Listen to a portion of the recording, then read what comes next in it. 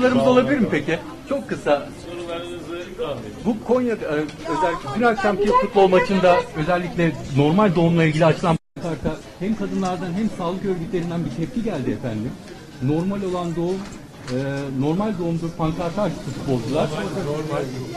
Kadınlar ve sağlık örgütleri erkekler buna niye karışıyor diye tepki gösterdi efendim. Arkadaşlar, futbol maçlarına sadece erkekler mi geliyor? Böyle bir Dikkat edin.